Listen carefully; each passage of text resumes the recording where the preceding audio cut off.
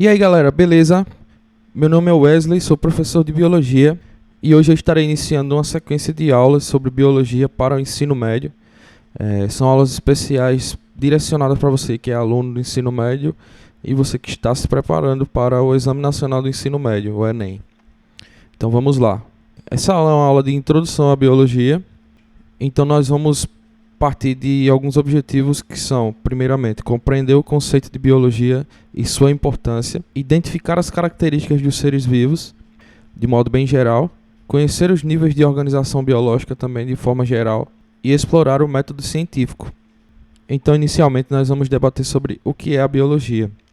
A biologia é a ciência que estuda os seres vivos e suas interações com o ambiente, desde os organismos microscópicos até os maiores seres vivos. A biologia busca compreender como a vida surgiu, como os organismos funcionam e como se relacionam com o meio ao seu redor. Essa ciência é fundamental para diversas áreas do conhecimento, como a medicina e a biotecnologia, por exemplo. Através dos estudos biológicos, nós conseguimos entender desde o funcionamento interno de uma célula até os impactos das atividades humanas sobre os ecossistemas. A biologia também nos ajuda a desenvolver novas tecnologias para a saúde, a melhorar a produção de alimentos e a preservar a biodiversidade, garantindo a sustentabilidade do planeta para as futuras gerações. A biologia tem um papel fundamental na sociedade moderna. Entre as suas principais contribuições, nós podemos destacar a compreensão da vida, ou seja, ela permite entender os mecanismos que regulam os organismos vivos e suas interações, além de avanços na medicina, como o desenvolvimento de vacinas, tratamentos e medicamentos que aumentam a qualidade e a expectativa de vida do ser humano. Preservação ambiental, estudo da biodiversidade e implementação de estratégias para a conservação dos ecossistemas. Biotecnologia e produção de alimentos. Melhoramento genético de plantas e animais, desenvolvimento de técnicas para produção sustentável e controle de pragas. De modo geral, a biologia também nos apresenta quais são as características dos seres vivos. Ou seja, os seres vivos possuem uma série de características que os diferenciam dos seres inanimados, os seres que não têm vida. Cada uma dessas características é essencial para o funcionamento dos organismos e sua continuidade ao longo das gerações. As principais características são, primeiro, organização celular. Todo ser vivo é formado por células, que podem ser procariontes, que são as células características das bactérias, ou seja, essas células não apresentam um núcleo definido, ou as células eucariontes, que, por sua vez, possuem um núcleo organizado, como nos animais e plantas. As células são as unidades básicas da vida e desempenham funções essenciais para a sobrevivência dos organismos. Outra característica é o metabolismo. O metabolismo nada mais é do que o conjunto de reações químicas que ocorrem no organismo e garantem sua manutenção e funcionamento.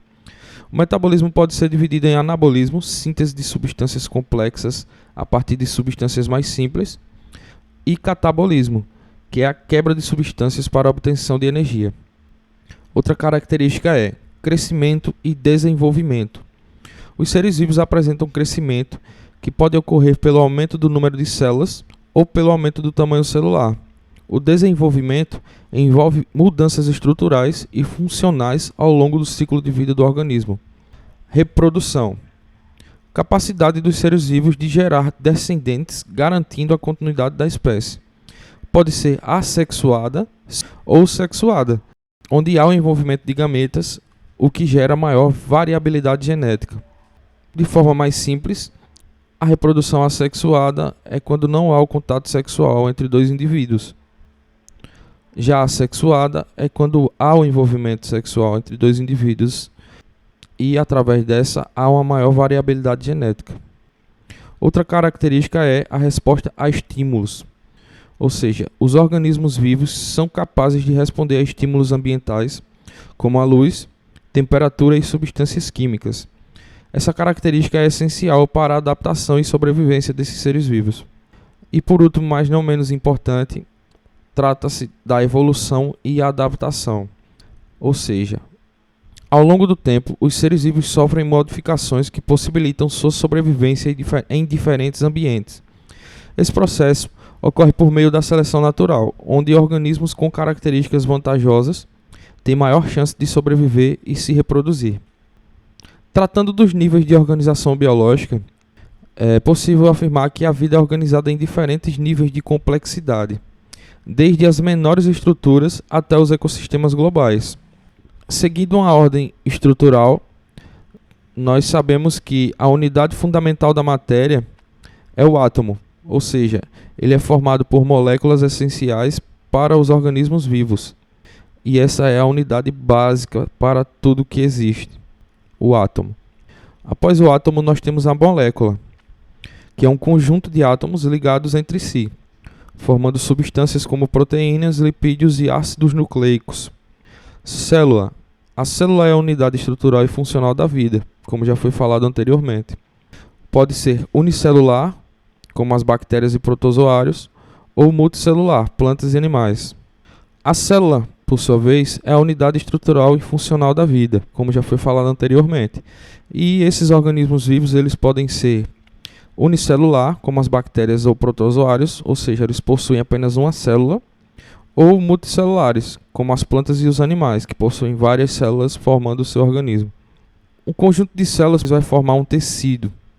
O tecido, por sua vez, é um conjunto de células semelhantes que desempenham uma função específica, como os tecidos musculares e tecidos nervosos.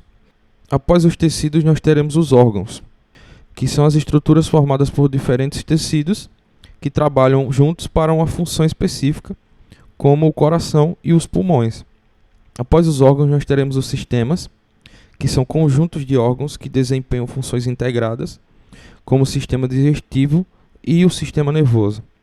O conjunto de sistemas vai formar um organismo, que é um ser vivo completo capaz de realizar todas as funções vitais. Os organismos vão formar as populações, que são conjuntos da mesma espécie que vivem em uma determinada área. Além disso, nós temos as comunidades, que são conjuntos de diferentes populações que interagem em um mesmo ambiente. O ecossistema, que é o conjunto de comunidades e os fatores ambientais que influenciam na sua existência. E a biosfera, que é o conjunto de todos os ecossistemas do planeta onde ocorre a vida. Sobre o método científico, é importante destacar que a biologia, como ciência, utiliza um método sistemático para entender os fenômenos naturais e comprovar hipóteses por meio de experimentação e observação rigorosa. As etapas do método científico são: primeiro, a observação, que é a identificação de um fenômeno ou problema a ser estudado. Segundo, uma hipótese, que é a formulação de uma explicação preliminar para o fenômeno. Terceiro, experimentação, que é a realização de testes e experimentos para verificar a hipótese. Quarto, análise dos resultados, interpretação dos dados obtidos nos experimentos.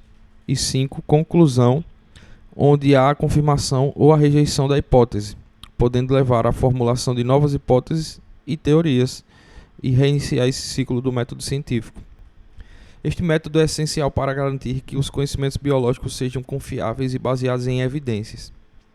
Concluindo, o estudo da biologia é essencial para entender como a vida funciona, como os organismos interagem e como podemos utilizar esse conhecimento para melhorar nossa qualidade de vida, além de preservar o meio ambiente. Desde um nível celular até os grandes ecossistemas, a biologia nos oferece ferramentas para enfrentar desafios globais, como mudanças climáticas, pandemias e a conservação da biodiversidade. Para finalizar, eu vou deixar uma pergunta aqui para todos vocês. Por que estudar a biologia é importante para você e para a sociedade? Responde aí nos comentários, dá aquele joinha, compartilha essa aula se ela foi importante para você, se ela te ajudou. E até a próxima. Abraço!